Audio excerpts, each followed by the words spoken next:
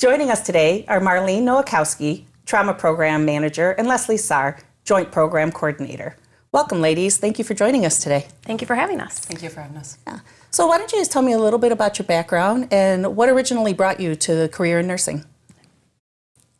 For me, I had both of my boys were born preterm.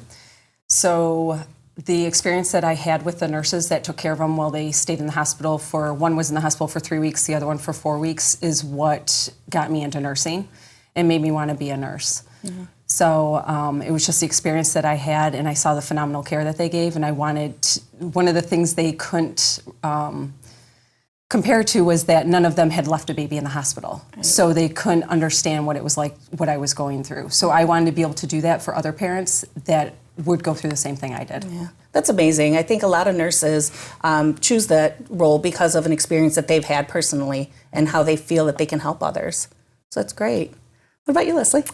I received my bachelor's in nursing in 2007, and I have worked in orthopedics for most of my career since then, and just recently went back and got my master's degree in nursing as a family nurse practitioner, and now I've taken on the role of the Joint Program Coordinator. Yeah. I got into nursing, I think the main reason was because I have always been a people person. Mm-hmm. And choosing a profession that was based on caring for people and interacting with people, patients, family members, other members of the healthcare team, I knew that was something that I wanted to be a part of. That's great. And Marleen, you came from an oncology hospice unit, correct? Yeah, I actually went into nursing and started in hospice oncology. Did that for just under a year and a half, and then went into the ICU. Right. And then I did ICU for about 6 years, and then I went over and became a SWAT nurse. Yeah. And then from there I came over and became an assistant manager over the ICU, and then took over running the trauma program. Yeah. So it's a different experience, mm-hmm. You know, there's so many different, just from one unit to another in a hospital. So what was your experience like when you first started? Your med surg, what did you expect and what did it actually look like? When I first started nursing, I remember entering the field, and I think I was equal parts excited and scared because I was faced with this new responsibility of taking care of patients and their family members, and it was scary in the beginning, but I quickly embraced my new role as a healthcare professional, and I had excellent support from my managers, members of the leadership team, my colleagues and peers, so I soon became very comfortable in my approach to patient care. That's great.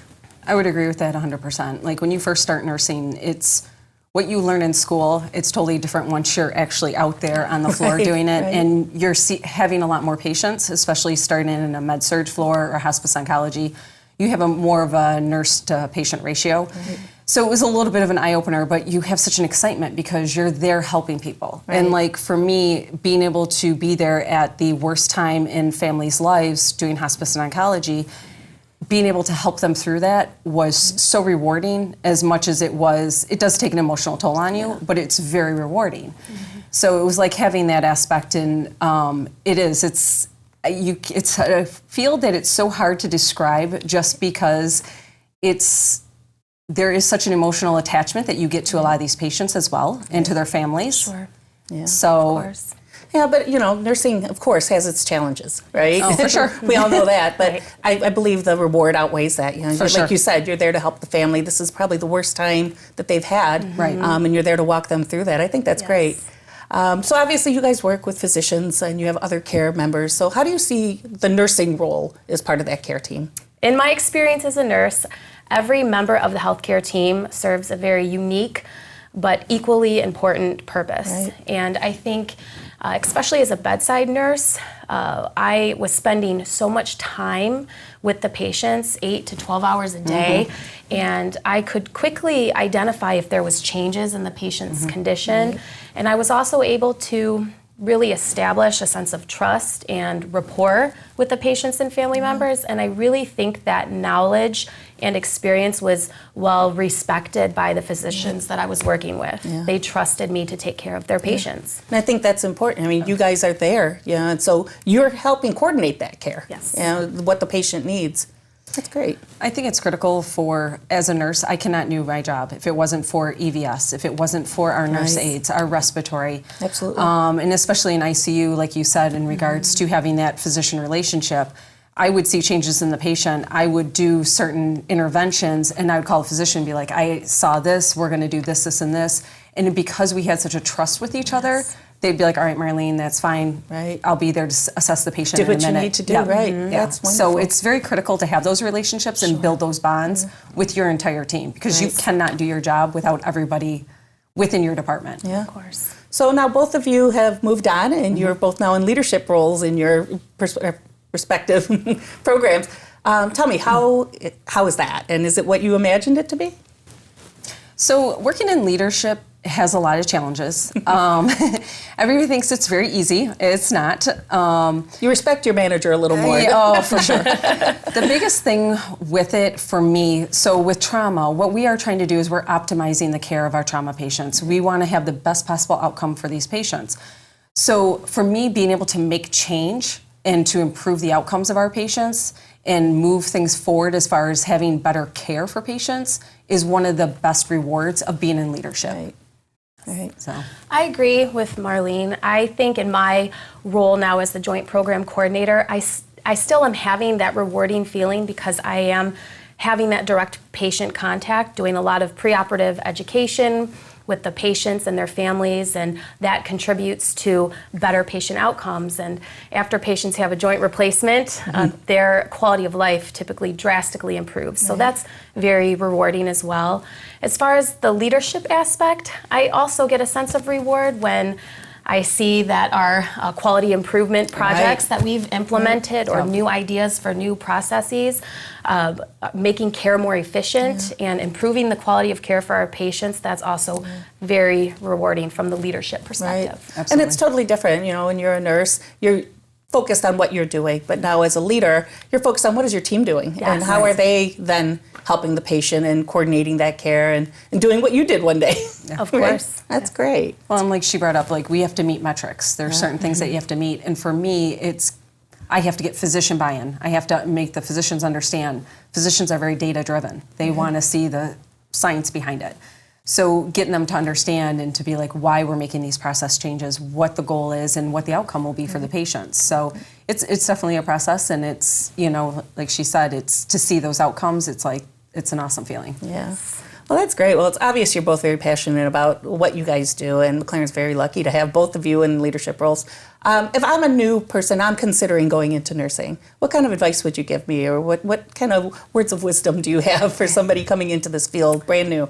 I think that it's important if you are considering a career in nursing that you talk to other nurses. You find a mentor or two. That's very important. In nursing, there are a lot of highs and lows, and I think that you need to be patient with yourself and understand that learning in nursing is lifelong, so never stop asking questions.